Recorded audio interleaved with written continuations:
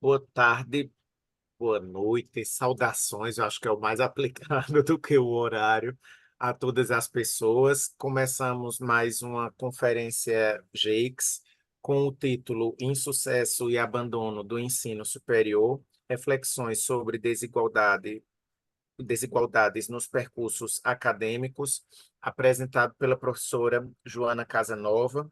Vou apresentar rapidamente o currículo, que apesar de jovem, tem já uma vasta experiência. A professora Joana Casanova é pós-doutora em Ciências da Educação, doutora em Ciências da Educação em Psicologia da Educação, né, com ênfase em Psicologia da Educação, mestre em Psicologia Clínica e da Saúde, licenciada em Psicologia, é investigadora integrada no Centro de Investigação e na Educação e professora convidada do Departamento de Psicologia da Educação e Educação Especial do Instituto de Educação da Universidade do Minho, de onde já foi muito bem indicada, e penso que esse tema é fundamental para diversas discussões e compõe uma pleiade enorme, né, de temas que estão inseridos. Desde já agradeço a oportunidade, professora Dilvila, agradeço também a disponibilidade, sobretudo pelo tempo que isso aconteceu e pela condição de hoje, mas vai ficar tudo bem. E agora é com a senhora. Muito obrigado. Muito obrigada e boa tarde a todos e a todas. Cumprimentar-vos, agradecer o convite para estar hoje aqui a partilhar algumas ideias, alguns resultados também das investigações que têm sido realizadas e que muitas delas decorrem também dos estudos que iniciei durante o doutoramento sobre este tema do abandono do ensino superior e partilhar convosco algumas reflexões e colocar-vos totalmente à vontade para fazerem comentários, para me interromperem.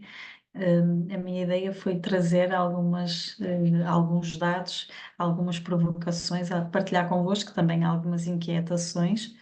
No fundo, aproveitar este momento entre investigadores para podermos pensar juntos sobre estes desafios que precisamos realmente dedicar atenção e contribuir para uma sociedade melhor. Eu vou então partilhar o meu PowerPoint. Eu preparei um PowerPoint.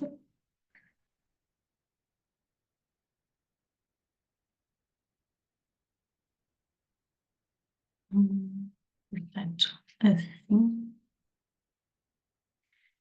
colocar isto no modo de apresentação. Agora sim, penso que conseguem ver. Sim, conseguimos. Está pronto.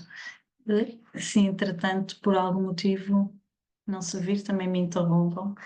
E pronto, então a ideia foi trazer para partilhar convosco algumas destas reflexões e no fundo, vou só aqui ocultar os controles, exato. E, portanto, aquilo que pensei na organização da apresentação, para ser curta e podermos refletir conjuntamente, foi, no fundo, abordar um pouco estas questões da responsabilidade social do ensino superior, da missão do ensino superior e fazer esta ligação aos Objetivos do Desenvolvimento Sustentável. Falar um pouco também sobre o fenómeno do abandono em termos da delimitação destes conceitos e das diferenças que existem, no fundo, entre, por exemplo, entre países e nas designações, na definição, nos indicadores que são realmente considerados. Falar um pouco sobre modelos teóricos que têm vindo a ser considerados nestes estudos, algumas evidências empíricas e algumas reflexões sobre que tipo de intervenções poderiam ser implementadas para contribuir não só para a prevenção, como para a remediação, digamos, ou até para realmente conseguirmos ter aqui diferentes abordagens com diferentes características e que possam dar uma resposta mais efetiva. Assim sendo, se nós pensarmos, e eu creio que os Objetivos do Desenvolvimento Sustentável, que no fundo acabam por ser sempre um bom ponto de partida para todas as nossas investigações, até pelas solicitações que vamos tendo nas nossas instituições, não é? Cada vez mais nos solicitam e alertam para que consigamos justificar os nossos projetos de investigação, as nossas ações na comunidade, as nossas práticas também pedagógicas, no sentido de explicitar de que forma é que eles contribuem para dar resposta, para alcançarmos, no fundo, os objetivos e os sub-objetivos que estão explicitados, então, nestes 17 Objetivos do Desenvolvimento Sustentável. Quando iniciei os estudos nesta área, eu com o meu orientador, o professor Leandro Almeida, e minha orientadora também, a professora Ana Bernardo, no fundo, já se ouvia, e de facto os investigadores, as instituições dedicavam-se ao estudo do sucesso, às questões não só relacionadas com os alunos, mas também com os professores, mas ouvia-se pouco falar de abandono. Falava-se pouco dos alunos que não concluíam o curso, isto já há uns aninhos atrás, volta de 2015, 2014, não se ouvia muito, inclusivamente aqui em Portugal, nos discursos políticos, falar sobre os alunos que ou não tinham sucesso, ou dos alunos no ensino superior, claro, que realmente não concluíam os seus cursos. E gradualmente nós vemos que isso vem mudando. Hoje em dia e nos últimos anos é muito clara a intenção realmente de se falar sobre este fenómeno, de olhar para ele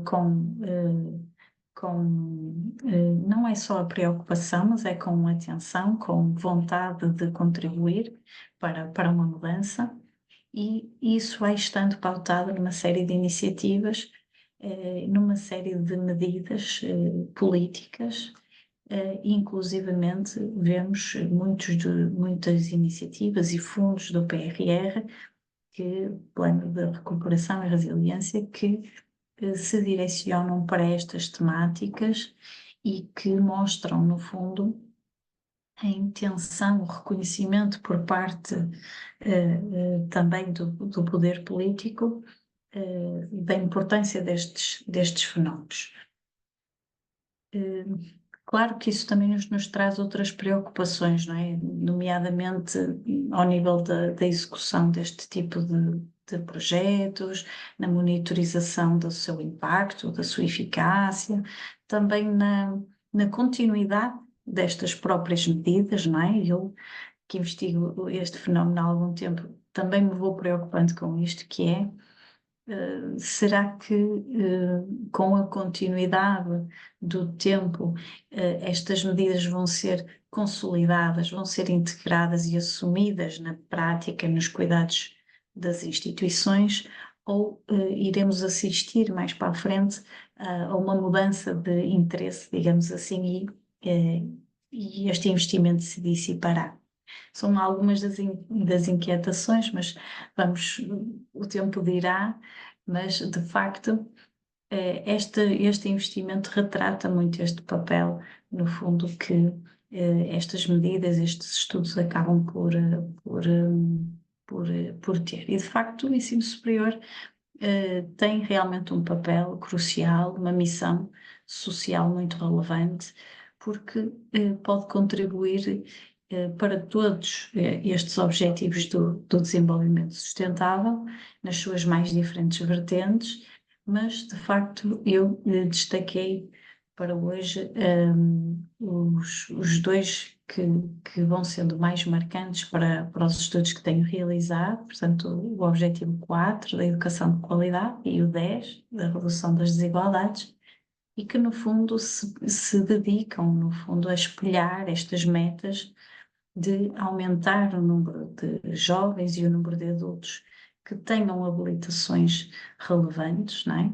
E que consigam adquirir, através da sua formação superior, as competências técnicas e profissionais para alcançarem um trabalho, um emprego, um trabalho decente e possam até desenvolver competências, conhecimentos na área do empreendedorismo que os possa, no fundo, preparar para os desafios e para a construção de uma vida que realmente seja alinhada com os seus interesses, os seus valores portanto, este objetivo, também as questões muito presentes da redução das desigualdades, nomeadamente de género, e, no fundo,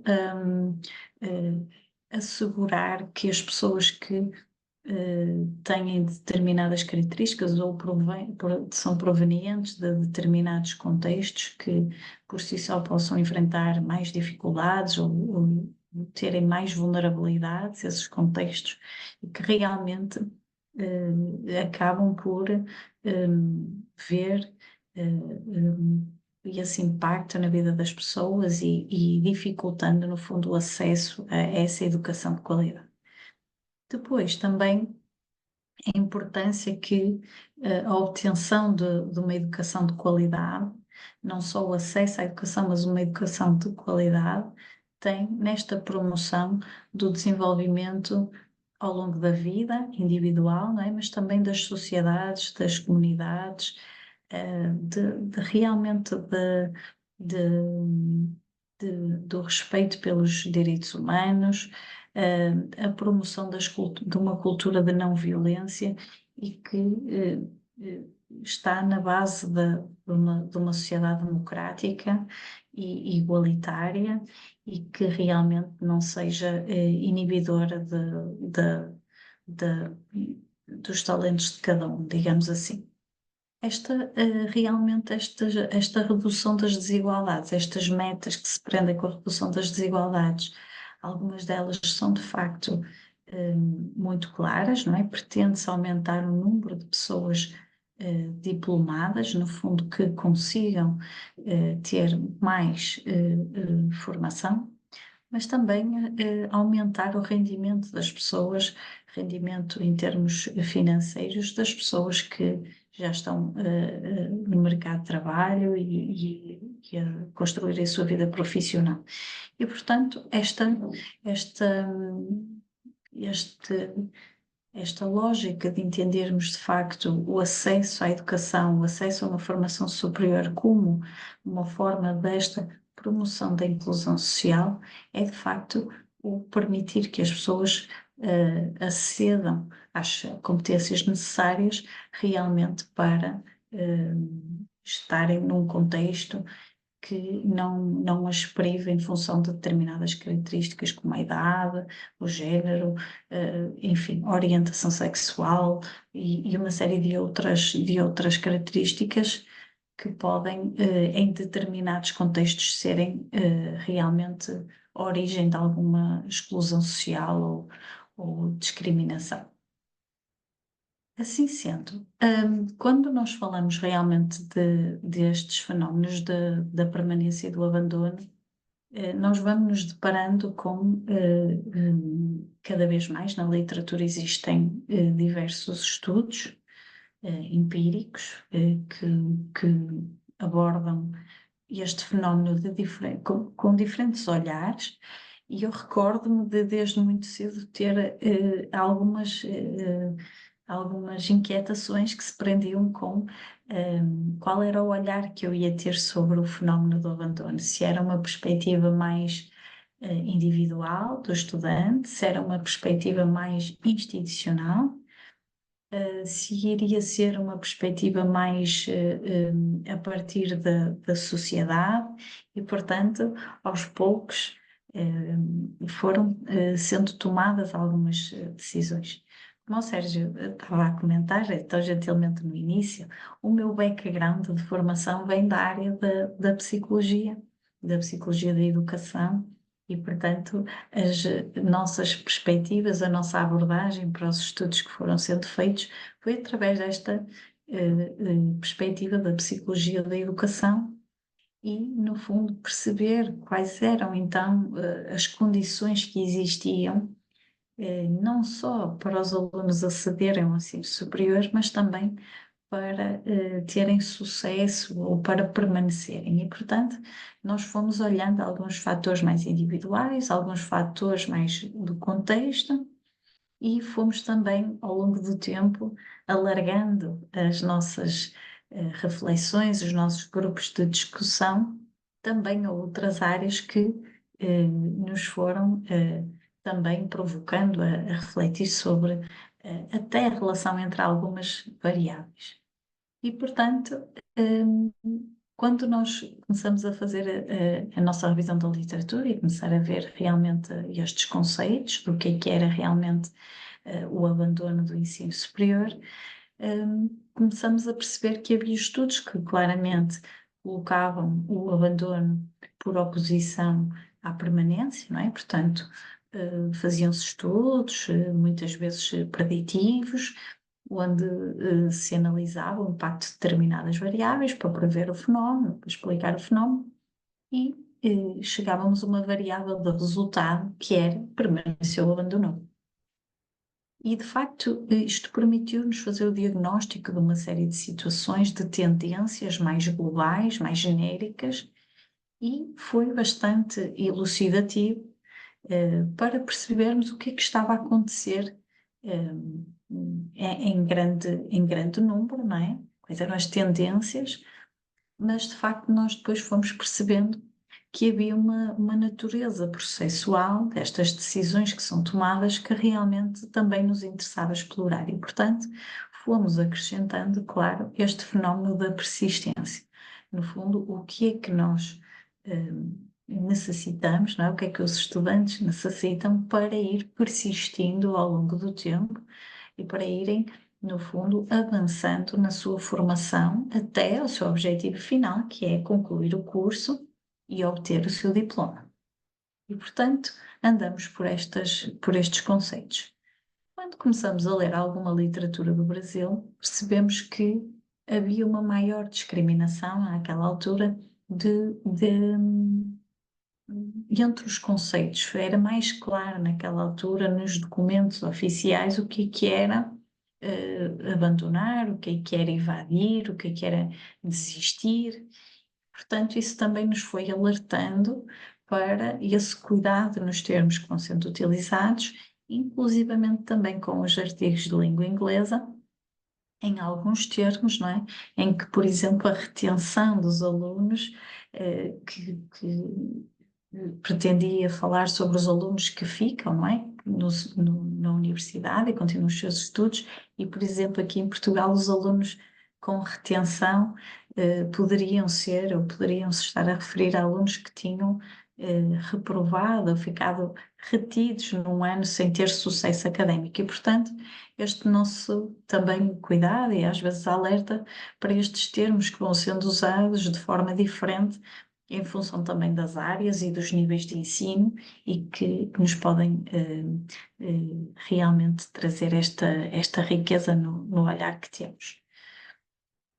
Há alguns documentos que vão sendo disponibilizados e que nos mostram alguns indicadores. Eu não sei se as pessoas que estão a assistir estão muito por dentro ou nem tanto sobre este tema, se estão, ótimo, já conhecem estes documentos certamente. Caso não estejam, estes podem ser 3 documentos para iniciar essa exploração.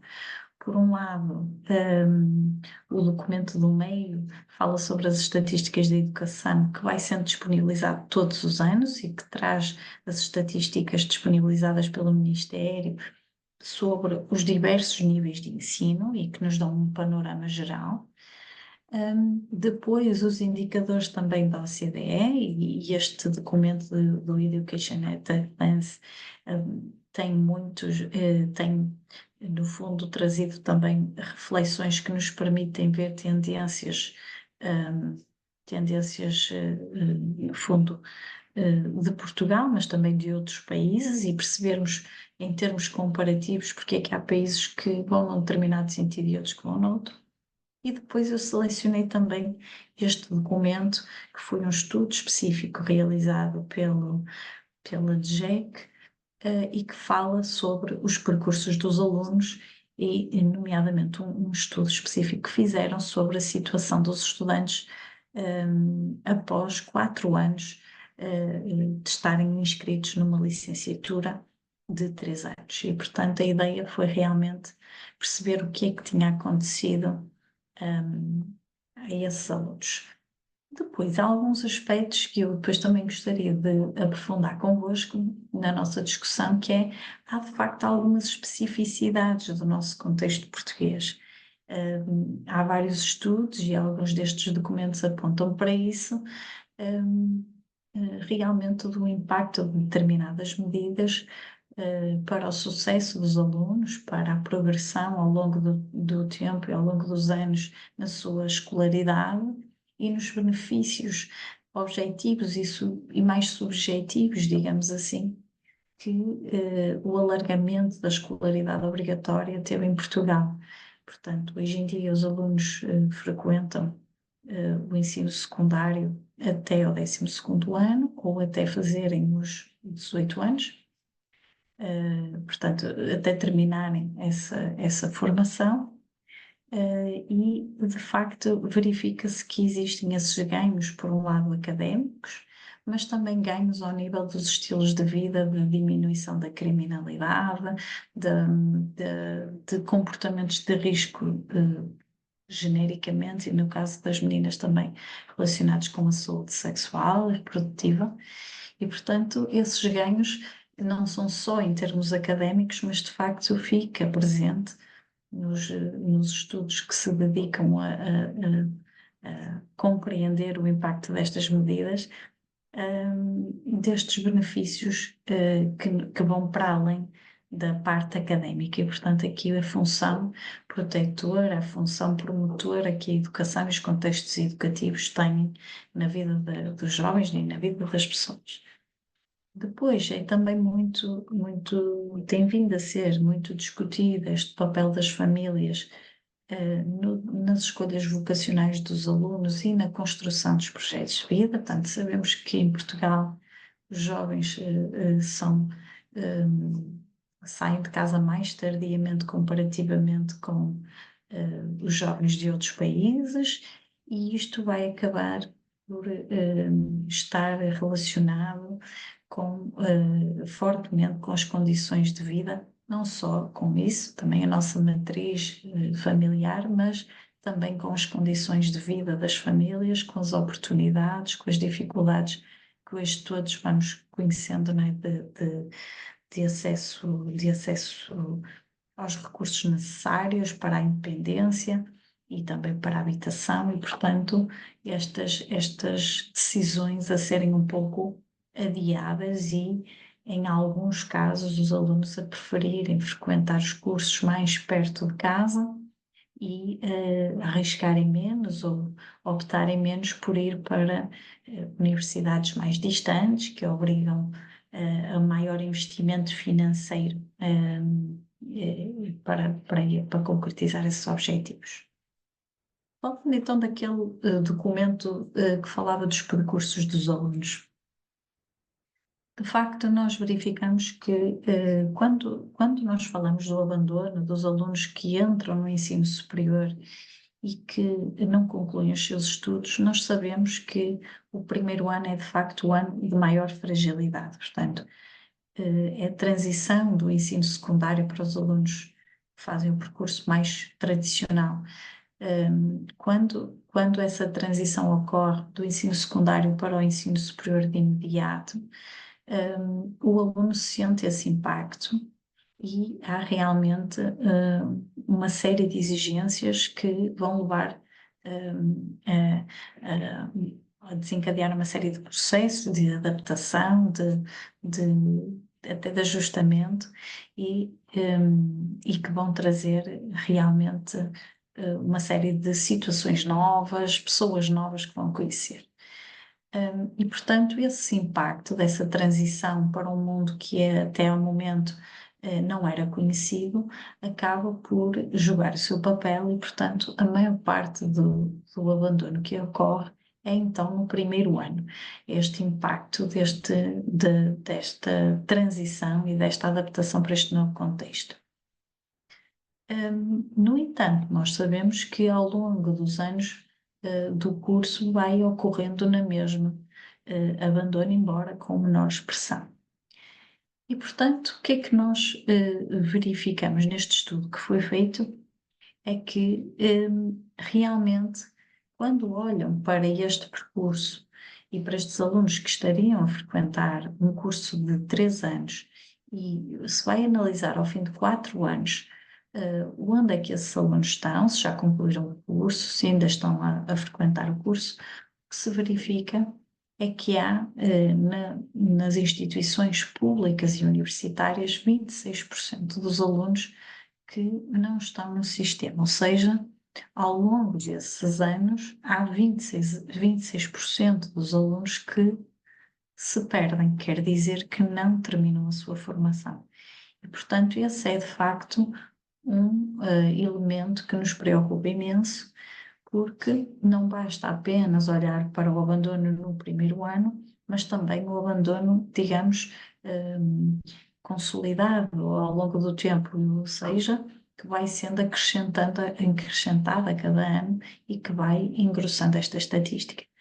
Esta estatística é mais preocupante ainda quando nós falamos de instituições privadas e instituições também privadas politécnicas. Portanto, sabemos que, no fundo, as características do subsistema em que as universidades se integram, mas também a sua região no país, faz com que os números vão variando, ou melhor, os números variam em função dessas características das instituições e, portanto, é realmente outro aspecto que importa refletir acerca das condições que existem nesses locais para que os alunos efetivamente façam os seus cursos e tenham sucesso.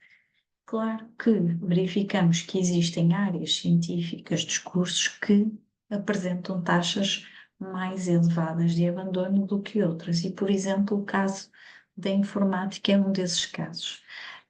Verificamos que há um interesse por parte dos jovens na frequência e há necessidade também nestas áreas de formar profissionais, mas verificamos também grandes taxas de abandono. E, portanto, este estudo em particular permitiu-nos ver essas questões, mostrou-nos de facto que os alunos que têm notas de ingresso mais elevadas quando entram no ensino superior, de certa forma, espelha um percurso académico anterior mais consolidado, portanto, estão um pouco mais preparados para enfrentar os desafios académicos que lhes são colocados, mas depois vemos também as questões dos estudantes deslocados realmente a sofrerem mais pressão na sua adaptação, porque têm não só de se adaptar ao ensino superior, mas têm também de se adaptar a uma vida distante da família de origem, onde têm de ter uma maior responsabilidade para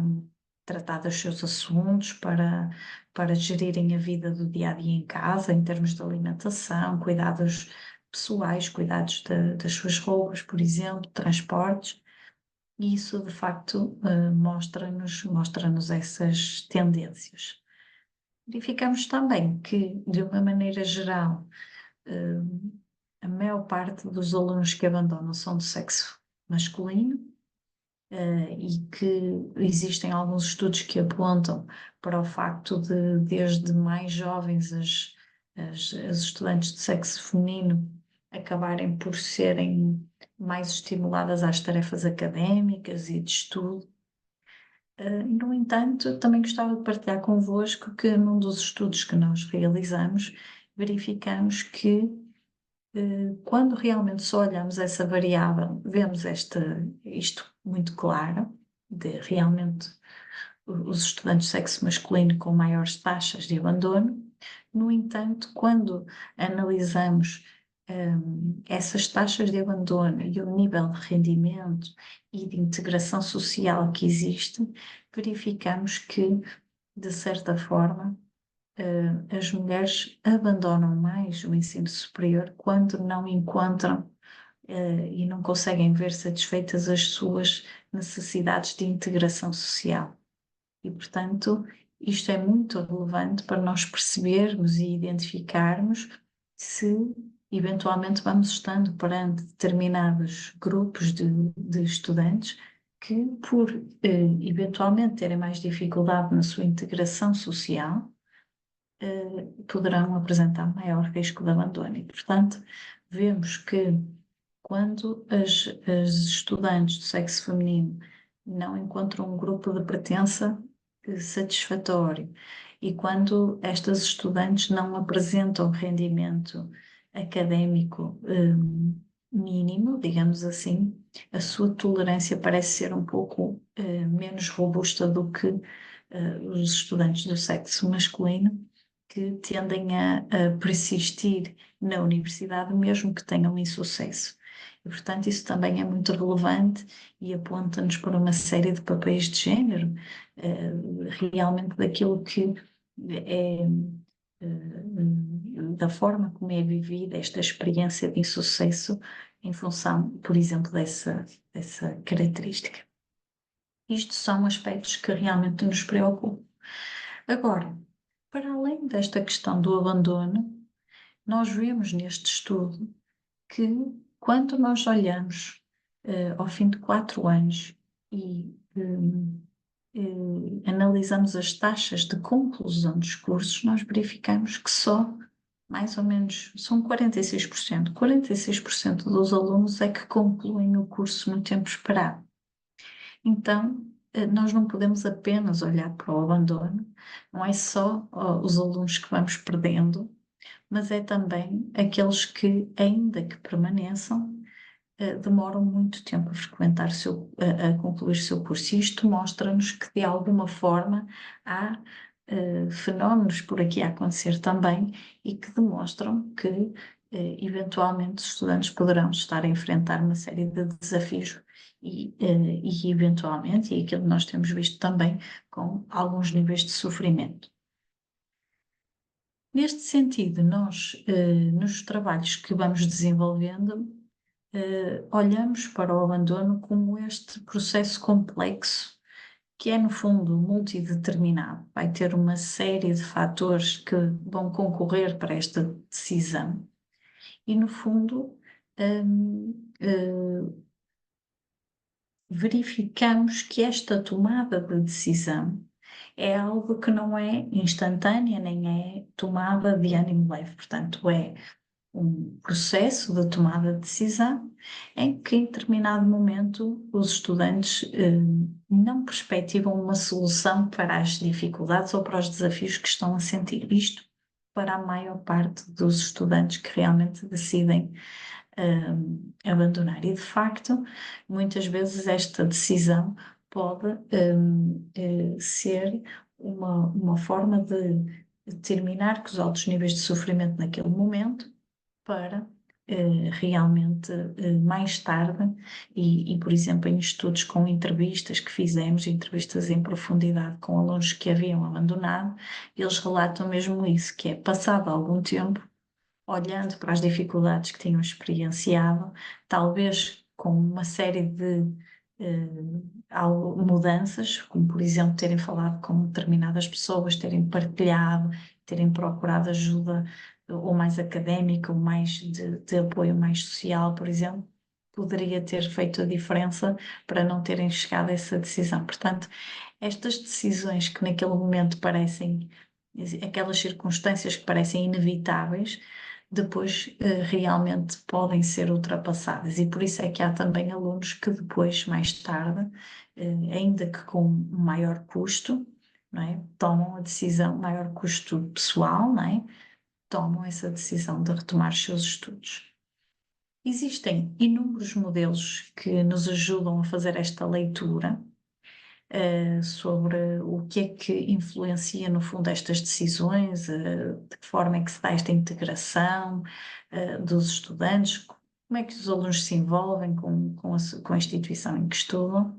São imensos, estes são especificamente mais da área de Psicologia da Educação, alguns também, alguns toques também na área da Sociologia Educativa, mas de facto um dos modelos que nós assumimos na maioria dos estudos que realizamos prendeu-se com o modelo da integração de Vicente Tinto e, de facto, ele, com esta representação gráfica, pretendia mostrar a complexidade desta integração do estudante, que tinha, no fundo, assim de uma forma muito genérica, atributos ou características prévias à entrada no ensino superior, os objetivos e o compromisso, no fundo, que o estudante elaborava, as experiências tanto no sistema académico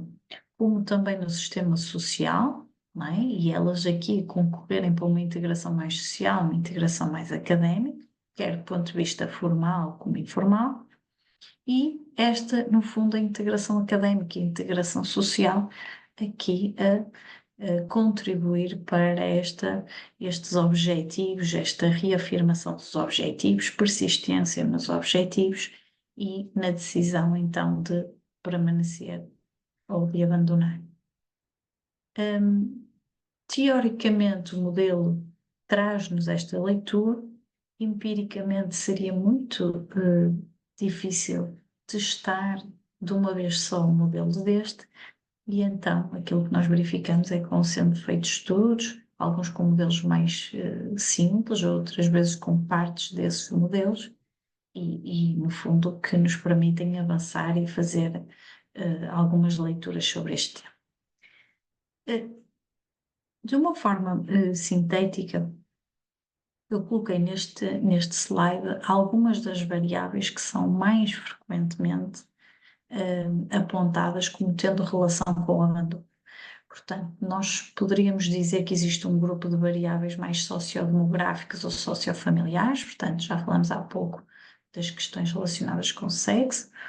Falamos também das questões da idade, portanto, os alunos que são mais jovens e que entram no ensino superior mais jovens tendem a ter níveis de sucesso académico e de progressão académica mais elevados do que os estudantes mais velhos, que muitas vezes acumulam com o estatuto de estudante trabalhador, fizeram pausas entre o ensino secundário e o ensino superior e, portanto, ao entrar no ensino superior, têm de reativar uma série de mecanismos de estudo, de interação com os colegas, e que muitas vezes existe essa diferencialidades dentro, por exemplo, da turma, e depois as questões realmente dos estudantes da primeira geração a mostrar-se muito determinante. Ou seja, os estudantes que entram no ensino superior e já tiveram contacto com familiares ou com outras pessoas significativas que frequentaram o ensino superior já têm um conhecimento de o que as espera, daquilo que caracteriza o ensino superior e, portanto, de certa forma, esse conhecimento tem um efeito protetor, principalmente na fase de transição e de adaptação ao ensino superior. Depois, também, neste período da transição, realmente as questões relacionadas com a autonomia são muito relevantes, do envolvimento e também daquilo que são os estressores para o estudante. Digamos que quanto mais experiências de autonomização o estudante tiver tido ao longo da sua vida até a entrada no ensino superior, mais facilidade o estudante terá, mais repertório de competências, até de gestão emocional, regulação emocional, terá para lidar com os desafios que lhe vão sendo colocados. Portanto, essas competências vão ser muito relevantes, assim como o seu envolvimento, o seu compromisso, que é quanto mais envolvida nas tarefas, não só académicas, mas também associativas, desportivas, culturais, oferecidas também pela universidade, estiver maior esta envolvência, este envolvimento com com a instituição, com a sua formação e, portanto, também muito associado ao sucesso académico e à permanência. Depois, os diferentes tipos de stressores, sejam stressores mais individuais, sejam das relações por pares, financeiros, uma série de questões também aqui a impactar as decisões de abandonar. O desempenho académico é a variável que melhor prediz a permanência no ensino superior, portanto, o rendimento académico prévio expresso na nota de acesso é realmente um preditor muito forte da permanência dos alunos no primeiro semestre, no primeiro ano e também ao longo do curso. E aqui as notas, a experiência do primeiro semestre a apresentar-se como fundamental. Portanto, se neste primeiro semestre o estudante conseguir integrar-se, conseguir fazer e ter sucesso nas disciplinas que frequenta, nas UCs que frequenta, isso vai de facto alimentar o seu sentimento de competência, as suas experiências positivas e contribuir para esta permanência. Depois, também as opções vocacionais, que estão muito relacionadas com estes aspectos que fomos falando até agora, e nós verificamos, e há vários estudos também feitos pelas equipas que estudam as políticas educativas, por exemplo, o Centro de Investigação da Universidade do Porto, do CIPES, também que fala sobre estas questões, que realmente existem muitos estudantes que não conseguem, no fundo, aceder ao curso que gostariam porque não conseguem obter as médias necessárias e, portanto, vão entrando em cursos que não eram a sua primeira escolha. E isto vai acontecendo, muitas vezes originando aquilo a que se designa o fenómeno de cascata, não é? Portanto, os alunos que têm notas mais elevadas conseguem ingressar em cursos que, de uma forma geral, são também culturalmente, socialmente mais valorizados pelas pessoas e depois vão, no fundo, ocupando também as vagas de algumas pessoas que também gostariam de aceder, mas que ainda assim não conseguiram por não ter a média necessária. Também relacionado com estes aspectos estão as características das instituições, nomeadamente a dimensão do curso. Vemos que quanto maior é o curso e maior a instituição, maior são as taxas de abandono, muitas vezes porque é difícil manter, quando os grupos são muito grandes, as instituições são muito grandes, a proximidade com os próprios estudantes e, portanto, esse também era um aspecto que aparecia, por exemplo, nas entrevistas que fizemos, em que os estudantes diziam: acho que vim-me embora, ninguém deu conta sequer que eu desisti, nunca recebi um telefonema, nunca nenhum colega me ligou, não é? E depois a própria relação, a própria interação, não só com os professores, mas também com o staff, os profissionais que estão dentro da universidade e o clima institucional, não é? Que clima se vive dentro da instituição, que tipo de ajudas eu sinto que tenho, que tipo de recursos existem, que serviços existem.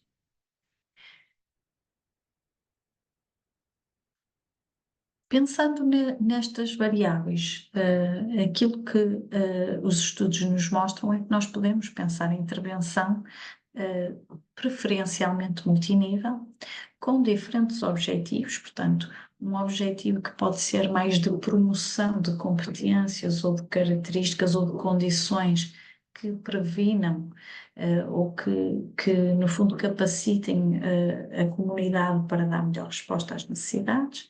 Podemos ter também intervenções mais preventivas e as intervenções também remediativas. No caso das intervenções remediativas, elas são as mais custosas. É sempre mais difícil nós conseguirmos chegar até os estudantes quando eles já abandonaram o ensino superior. Às vezes os nossos telefonemas, quando assim entendemos, não é? São recebidos com algum desagrado, porque vamos também puxar a pessoa para falar de algo que muitas vezes representa um projeto que não foi bem sucedido e, portanto, isso também nos levanta algumas questões éticas, não é? Também da nossa conduta, da nossa responsabilidade quando investigamos estas áreas. Em forma de síntese do que é que poderiam ser áreas de intervenção que contribuem para a redução do abandono e para o aumento da permanência, elas poderiam ser sintetizadas nestas 5 áreas. Questões mais institucionais, portanto, que se prendem com esta monitorização daquilo que é o mais comum, para perceber também o que é diferente e o que é que são grupos específicos com necessidades específicas, o aprimoramento de uma série de procedimentos de gestão, também administrativa, as questões relacionadas com o estudo da aprendizagem, portanto, os métodos de estudo, métodos de ensino, realmente esta dimensão social da aprendizagem a mostrar-se como muito importante para a qualidade das aprendizagens, o desenvolvimento vocacional, a gestão de carreira, no fundo, apoiar também os alunos a redefinirem os seus projetos, a ajustarem os seus projetos se necessário, mas ainda assim persistirem. As questões relacionadas com o desenvolvimento psicossocial, portanto, as competências transversais e que vão sendo importantes ao longo do curso, mas depois também muito relevantes na transição para o mercado de trabalho. As questões da saúde e bem-estar, saúde mental, saúde física, e no fundo estas áreas acabam por ser, depois posso-vos também deixar alguma bibliografia onde elas são mais discriminadas e exemplos são dados e que no fundo diferem também em função das necessidades específicas de cada instituição e no fundo os constrangimentos que vão surgindo. Hoje em dia, nas últimas décadas, como o ensino superior alargou muito, expandiu muito, nós já não temos uma trajetória única, nós vamos ter estudantes muito diversos, o que é muito bom, porque vamos ter um contexto mais rico, mas esta multiplicidade de trajetórias também é mais desafiante para se conseguir dar resposta às necessidades, conhecer os interesses da comunidade e, no fundo, contribuir para o estudo também deste fenómeno. De facto, nós vemos que uma das questões que aparece mais frequentemente são as questões relacionadas com as aprendizagens que parecem ser menos profundas e, portanto, é muito importante trabalhar neste sentido de promover as competências de aprendizagem mais profunda, o pensamento crítico, a reflexão, o debate, e o tempo que é necessário para esse tipo de iniciativas. Mas depois temos também as exigências e que são constrangimentos ao nível dos docentes, que estão cada vez mais sobrecarregados em termos de tarefas, em termos de tempo.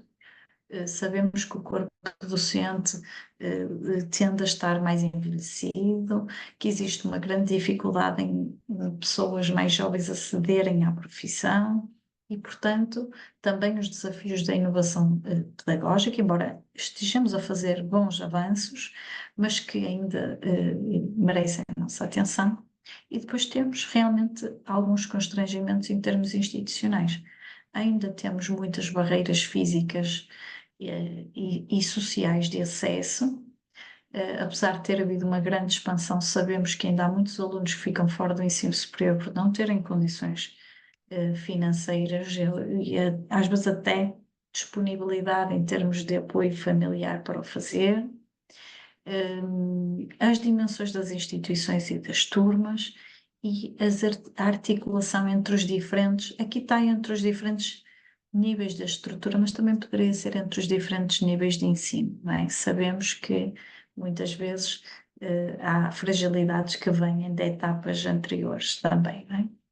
E, portanto, ficam muitas vezes claras estas dificuldades ao nível do financiamento das instituições, as questões do alojamento para os estudantes e do acesso à habitação e também as políticas educativas por exemplo, em termos de financiamentos, que por vezes são mais difíceis de prever e com alguma instabilidade também social que dificulta a preparação ou a elaboração de um projeto mais de médio e longo prazo. E, portanto, eu acredito que realmente para conseguirmos mais facilmente passarmos do estudo destes fenómenos, particularmente nos contextos que pretendemos, para uma intervenção mais eficaz, realmente nós temos de facilitar estes espaços de partilha, de diálogo e que possam realmente ser eh, participados por pessoas de diferentes áreas, porque é um fenómeno complexo, sofre pressões de diversos sistemas e, portanto, nós precisamos destes olhares e do know-how de diferentes áreas científicas para podermos dar resposta, por um lado, dar resposta, mas também compreender, acompanhar, conhecer, dar voz, no fundo, àquilo que as pessoas que estão a frequentar neste momento o ensino superior, ou que gostariam de estar e não estão, sentem e têm como dificuldade. E, portanto, é muito importante abrirmos, no fundo, estas possibilidades. E não basta termos só representantes nos órgãos, não é? Representantes dos alunos nos órgãos. É preciso efetivamente assegurar que mesmo quem não está na representação nos órgãos, não é, também consegue participar ativamente na vida da instituição, tomar decisões, contribuir para, para, para a universidade em geral, não é? Eu se calhar ficaria por aqui, e alargaria se calhar ao debate para podermos pensar juntos e com certeza que surgirão partilhas interessantes também. Professora, muito obrigado pela exposição muito rica. Eu não sei das demais pessoas, de mim surgirão partilhas, mas não sei se são positivas. Mas fiquei com algumas questões enquanto isso, esperando também que as pessoas coloquem alguma discussão. Fiquei pensando em umas questões muito pontuais. Vou começar aqui. Sofia pergunta: existem políticas públicas específicas em Portugal que têm mostrado eficácia na redução das desigualdades educacionais e na diminuição das taxas de abandono escolar na perspectiva de gênero? Se sim, quais são essas políticas e como elas funcionam? Eu queria adicionar também essa expansão da educação do ensino superior é pública ou privada? Eu fiquei com porque sendo do Brasil, o fenômeno da expansão privada é infinitamente superior e, sobretudo, o fenômeno da educação à distância, o que gera uma outra discussão muito ampla. Quando foi mencionada a questão da inovação pedagógica por parte dos profissionais, fiquei pensando também se não poderia associar a essa dimensão a questão tecnológica também. Há estudantes hoje de uma outra geração que estão entrando na universidade e que exigem, de outra forma, uma outra prática didática. Além disso, fiquei imaginando também, eu sou professor da educação básica aqui do Brasil há pouco tempo, 24 anos praticamente. E fico pensando o seguinte, os estudantes, eu dou aula à periferia, à escola da periferia, e fico imaginando que muitos saem da escola com baixo acúmulo, porque já tem um baixo capital cultural. E na universidade, assim que entram, sobretudo as públicas aqui no Brasil, há uma exigência imediata de um capital cultural imenso. E isso vai causando uma disparidade ao longo do curso, que algumas pessoas se sentem incapazes de avançar. Então, já seria uma outra. E a última, de verdade, a última, o insucesso também não poderia estar atrelado com a projeção do futuro da graduação, da licenciatura feita. Por exemplo, lembro de alguns debates promovidos no Instituto de Ciências Sociais da Universidade do Minho, do curso de Sociologia especificamente, onde perguntávamos às pessoas da licenciatura no cartaz: o que você vai fazer quando concluir a licenciatura? E a maioria dessas pessoas não tinha essa resposta, porque o mercado de trabalho se torna saturado. No caso de Portugal, há muita gente qualificada ou altamente qualificada para desempenhar trabalhos que não têm essa qualificação, mas a nível de exigência, e a remuneração não é a contento. Então, há uma fuga de cérebros, entre outras discussões que são colocadas. Enfim, basicamente isso. Obrigada. Mais alguma? Por A ver se enquanto não, eu... mas Joana está preparando também. Microfone, Joana. Eu tenho uma pergunta, professora. Primeiro, Sim, agradecer, muito obrigada, foi muito interessante. E eu gostaria de saber de se a pandemia ou de que maneira a pandemia ela agravou essas desigualdades na educação e se teve alguma interferência no abandono escolar, se vocês conseguiram observar ou se estudaram essa questão da pandemia nesse processo. obrigada, Obrigada. Joana. Obrigada a todos, aliás, pelas perguntas. Eu vou tentar fazer assim uma resposta que vá a tudo. Então, primeiro, dizer-vos que eu não sou especialista em políticas públicas, está bem? E, portanto, a minha resposta vem daquilo que eu vou acompanhando, mas fazer aqui esta ressalva, não é? Agora, aquilo que nós sabemos é que, e que tem sido evidente, é que de facto existem uma série de medidas que apoiam, no fundo, as famílias que enfrentam maiores dificuldades socioeconómicas, digamos assim.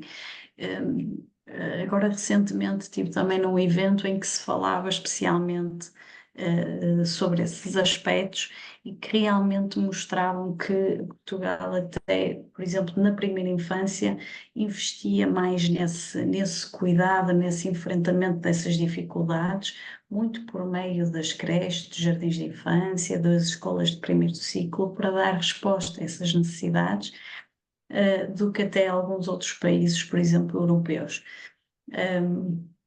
E, portanto, digamos que nós temos em Portugal níveis de pobreza preocupantes e que, no fundo, a escola acaba por ter esta função protetora e de realmente de acompanhamento não só das crianças, mas também das famílias. Existem também, e eu acho que isso é presente não só no sistema educativo, mas também na comunidade em geral, realmente uma maior atenção a estas questões de género, e realmente à promoção dessa igualdade de acesso, a igualdade realmente para que os alunos, de uma forma geral, possam ter sucesso. Eu desconheço, não estou por dentro de medidas específicas nessa área dos estudos de género, não é de facto a minha área especificamente, mas eu acredito que possam existir, sim, alguns projetos específicos nesse sentido. Às vezes está associado a grupos específicos de outras características, mas eu acredito que sim. A propósito também das questões da expansão, aquilo que nós verificamos nas últimas décadas é que essa expansão aconteceu nas instituições públicas e privadas. Aumentou o número de instituições e também aumentaram o número de estudantes. E, portanto, nós vemos isso. Durante o tempo da pandemia, foram implementadas uma série de ações para compensar ou para mitigar o impacto da pandemia e, portanto, no imediato não dava para medir efetivamente o que estava a acontecer em termos de sucesso ou de permanência e abandono. Eu tive vários relatos de alunos principalmente que já eram pais, estudantes trabalhadores, estudantes deslocados, que partilhavam que as medidas excepcionais que foram implementadas em Portugal durante a pandemia, que realmente beneficiaram e até facilitaram a sua permanência, a sua participação, que não tinham de gastar tanto tempo nas deslocações, por exemplo, podiam reunir, estava mais normalizadas as reuniões online, isso tudo. Por um lado, esses aspectos positivos. Mas, na verdade, aquilo que nós verificamos é que, da mesma maneira que não existe uma universidade, não é? Para todos os alunos que a frequentam, na verdade, os alunos são muito diversos e as experiências foram muito, muito diversas. Havia realmente alunos que tinham bons recursos, não só tecnológicos, mas um espaço adequado para estudar, um bom ambiente familiar, não é? Também para se dedicar ao estudo, mas havia estudantes que estavam altamente sobrecarregados, ou por compromissos familiares, com filhos, com pais, com familiares, com necessidades de acompanhamento, mas também que tinham dificuldade em encontrar um espaço para ter essa, esses momentos de aprendizagem. De facto, as questões do capital sociocultural e vemos realmente, é muito claro que os pais terem formação superior é realmente um contributo para o sucesso dos alunos, não só em termos objetivos do rendimento académico, mas também nesse acesso a experiências, a oportunidades, à própria reflexão sobre as escolhas vocacionais, e verificamos isso. Inclusivamente, vemos que as habilitações de nível superior por parte das mães normalmente estão associados a esse maior apoio na construção de um projeto que seja significativo para o estudante. E isso é algo que também é importante, este papel, esta partilha junto da família. Estava a ver também aqui a pergunta da Joana. Então, Joana, é sim. Olá, boa tarde. Eu coloquei no chat, porque vi Sim, que os Joana. colegas estavam a colocar no chat as questões. Achei que seria mais prático do que estar a falar. Gostei muito da sua intervenção, muito elucidativa, parabéns. Um estudo muito interessante, Obrigada. em que em determinados momentos eu me revi em alguns pontos. E porquê? Porque neste momento eu encontro-me no segundo ano de doutoramento na Universidade de Minho, em Ciências da Educação, na especialização de Sociologia da Educação e Política Educativa, e estou precisamente, o meu objeto de estudo neste projeto é precisamente analisar as trajetórias de vida das trabalhadoras estudantes até ao ensino superior. E não tem sido fácil. Confesso Muito que. interessante o seu estudo, parabéns. Obrigada, Joana, muito obrigada. E neste momento eu estou com algumas dificuldades, ou muitas, e daí vem a minha primeira questão, Joana, que tem a ver que, do ponto de vista metodológico, como é que a Joana conseguiu contactar os estudantes que abandonaram o ensino superior? Porque, Ok, isto porquê, Joana? Porque o meu estudo tem aqui um período temporal definido, que é o percurso das estudantes trabalhadoras desde 2012 a 2022. E abarca todas as estudantes trabalhadoras, mulheres, que frequentaram ou ainda frequentam a Universidade do Minho em qualquer licenciatura ou mestrado. E daí a minha questão, porque já há aqui um período temporal que já passou, não é? E o acesso à informação, aos dados dessas pessoas não me está a ser facultado, não me é facultado. Daí a minha curiosidade em colocar-lhe a questão: como é que conseguiu ter acesso aos alunos que abandonaram a universidade, o ensino superior, pelos diferentes motivos que já apontou, não é? Passado algum tempo. Esta é a primeira questão. Ok, Obrigada. então, para partilhar um bocadinho como é que isto aconteceu. Na altura, quando eu iniciei o doutoramento, o meu orientador, o professor Leandro Almeida, coordenava, no fundo, e trabalhei com ele também nesse sentido, para aquilo que depois, mais tarde, veio a ser o Observatório do Percurso dos Alunos, dos Estudantes da Universidade do Minho.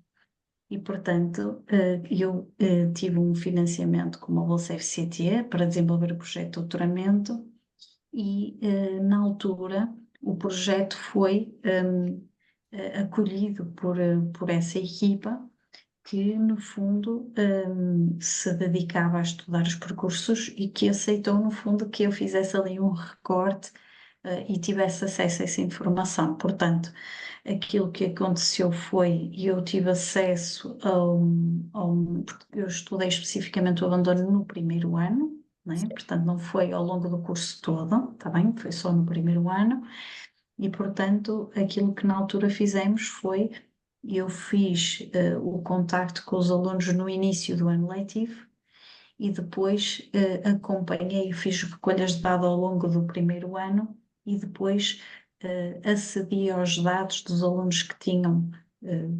permanecido ou abandonado, mudado de curso no início do ano letivo seguinte, e esses dados foram disponibilizados, foram cedidos, não é? Pelo próprio observatório.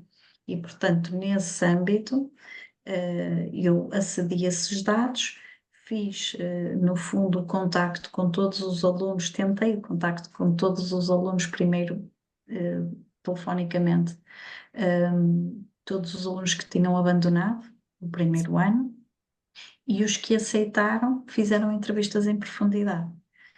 E pronto, alguns contactos perderam-se, não é? Porque estão inativos, mesmo ao fim de pouco tempo, imagino no seu caso que poderão ser mais. A minha dificuldade é ter acesso a eles. Pois, Daí a minha questão. pois eu não sei se através dos alumni, por exemplo, da universidade, ou então através dos núcleos de estudantes, através das redes sociais, ou terá de ser mesmo a bola de neve, não é? Já Encontrar tracei um. tudo. Já tracei tudo. Sim, É, relativamente aos que neste momento estão a frequentar, torna-se mais fácil, porque consigo dirigir-me às salas, não é? Estabelecendo uma articulação com os diretores de curso ou de mestrado, fazendo a recolha de dados. Mas relativamente aos alunos dos 10 anos que passaram, não é? É muito mais difícil porque nem o Alumni, nem a Associação Académica, nem os serviços académicos podem disponibilizar essa informação. pois, Este projeto, ao contrário da doutora Joana, é um projeto que está a ser desenvolvido por mim, individualmente, é financiada pela FCT, hum, mas está a ser muito complicado, este segundo ano está a ser muito complicado, porque realmente esta é a base, não é? De toda a investigação, daquilo que realmente eu quero estudar. E daí a minha questão. mas eu se dou palavras de incentivo, não é? Eu acho que muitas vezes essa dificuldade em aceder às pessoas também mostra a pertinência de aceder a elas, não é? Sim, sim, sem dúvida. Portanto, Mas o meu como eu já maior tracei encorajamento tantos em. planos, que agora já estão no plano B, que é mesmo o contacto direto, já, não é? Eu acredito que as pessoas atualmente são bombardeadas com muitos questionários, não é? E que já não têm tanta disponibilidade para responder. Acredito nisso, obviamente, mas tenho que encontrar aqui um plano que realmente me facilite esta recolha, não é? Porque para mim é muito importante perceber, talvez pelo meu percurso académico, perceber quem são estas trabalhadoras estudantes, de onde é que elas vêm, quem são elas, não é? Porque é que a determinada altura da vida delas interromperam os seus estudos e decidiram voltar ao ensino superior, não é? E depois existem outras dimensões que também pretendo estudar, de que ponto as políticas educativas em Portugal potenciaram a democraticidade do ensino superior, não é? Esta heterogeneidade de públicos que nós temos, encontramos agora, que são os chamados públicos não tradicionais, não é? Contratendencionais ou atípicos no ensino superior. Sim.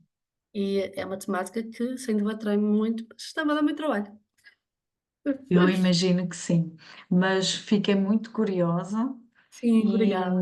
e acho que será certamente um estudo também que nos trará muitas Obrigada. reflexões, e acredito que também vá ter algumas diferenças também em função das áreas, não é? Nós vemos que a expressão destes fenómenos é muito diferente da área científica para a área científica. Claro. E isso mostra-nos também qual é que é o público que se interessa por determinados cursos, porque é que essas pessoas se mobilizam para essas áreas, não é? Exatamente. E eu acredito que isso Sentir será uma certamente pertendência em determinados cursos, em termos de estudantes trabalhadores, do que em outros cursos, não é? A procura é maior ou menor, não é? Depois, numa segunda fase, pretendo construir 20 retratos sociológicos, de 20 estudantes trabalhadoras, que eu acho que vai ser a fase mais interessante do projeto, é montar esta história, não é? Até onde elas chegaram, de onde é que elas vêm, até onde elas chegaram, que acho que é fundamental. muito bem. Muitos parabéns pelo Obrigada. trabalho. Obrigada, Joana. Precisa de muita força. Isso mesmo, cá estamos, não é? Para isso, é isso que se pretende. E obrigada pela partilha da informação, que foi fundamental, estes 3 documentos. Muito obrigada também. Já recolhi, já fiz a pesquisa, já fiz download, aproveitei também. Obrigada pela. Ótimo, ótimo. Eu fiquei pensando agora, Joana, no que Sim, poderia ajudá-la, talvez núcleo de estudantes e talvez a metodologia de bola de neve, numa certo. conversa informal de corredor, entrar em contato, perguntar mais ou menos, ou sabe me informar quem por acaso sair, porque geralmente agora tem grupos de sala com contato de todos e todas, então de alguma maneira chegaria, mas daquela forma, né? Olha, consegui dessa maneira, se é possível, não sei. E tem Sim, um Sérgio. trabalho que eu acho que pode, de Sim, alguma certo. maneira, ajudar, e é um Uhum. texto da professora Emília Araújo, que é aí do ICS, também da UMinho, que fala sobre o percurso do doutoramento e o quanto esse abandono, em algum momento da tese dela, ela fala sobre abandono. Há outras questões que foram abordadas. E o abandono nessa etapa. Então, família, trabalho, distância de aeroporto, manutenção financeira, enfim, diversas questões socioculturais que entram também, mas você mencionou que é na licenciatura e no mestrado. Não sei Sim, se esse pode dar algumas pistas também para se certo. chegar nesse processo. Mas eu acho que a bola de neve, nesse aspecto, é o mais prático para agora. Obrigada, Sérgio, muito De obrigada. nada. Depois posso ficar com o seu e-mail, Sérgio? À vontade, à Sim? vontade. Pode Obrigada, deixar aqui. obrigada. Muito obrigada. E obrigada, Joana.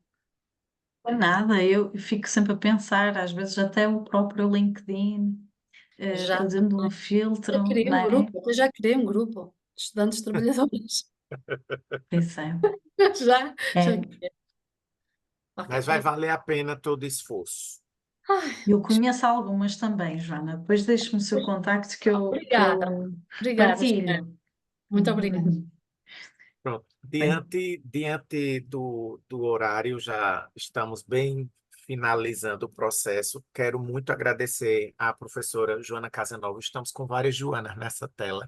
É, e dizer que o tema é simplesmente assim curioso em vários níveis, porque ele pode ser aprofundado para várias dimensões. Eu acho que suscita tanto do nosso percurso pessoal nesse processo, não é? Não de propriamente se ver somente em primeira pessoa, mas um colega que foi ou não, sei lá, lembrei quando eu entrei no meu curso, éramos 100 na licenciatura de História. Saímos menos de 17 e somente 3 atuam. Então, o que foi que aconteceu com esse número de pessoas por esse caminho e como esses processos vão acontecendo ao longo do tempo e as várias interfaces, né, de análise que podem ser colocadas. Então, desde já agradeço muitíssimo, parabenizo pela pesquisa, pelo empenho, e contamos com vossa presença mais uma vez, agradecemos a participação de todos e todas e estamos abertos para qualquer eventual comunicação também. Muito obrigado. Obrigada, obrigada. Muito obrigada e queria agradecer Sérgio, Joana e a Rafaela também, que são sempre muito simpáticos no contacto que têm comigo, sempre a desafiar para estes momentos e que eu agradeço imenso, principalmente pela, pela amabilidade e pela compreensão. E realmente nesta recuperação que estou da Covid, de vez em quando perdi-me um bocadinho no raciocínio, mas dizer que é sempre muito bom de estar convosco e partilhar algumas reflexões e que depois, se alguém tiver alguma dúvida mais particular ou algum aspecto que queira aprofundar ou mais referência bibliográfica, que me diga qualquer coisa, que eu tenho todo o gosto em partilhar algumas referências e animar o grupo a continuar com as conferências Muito e que obrigado. possamos reunir noutras alturas pronto, para aprofundar o conhecimento sobre outros temas também. Ok, Muito muito obrigada. obrigado. Só queria deixar anotado aí para colocarem nas agendas que no próximo dia 25 de junho vai ocorrer nossa próxima conferência com o professor Rogério Junqueira, da Universidade de Brasília, com o tema intitulado Ideologia de Gênero e Discurso Antigênero, Histórico, Estratégias e Características de uma Ofensiva Reacionária. Então, estejam todos e todas convidados e convidadas, e até lá, muito obrigado. Obrigada, boa noite. Boa noite.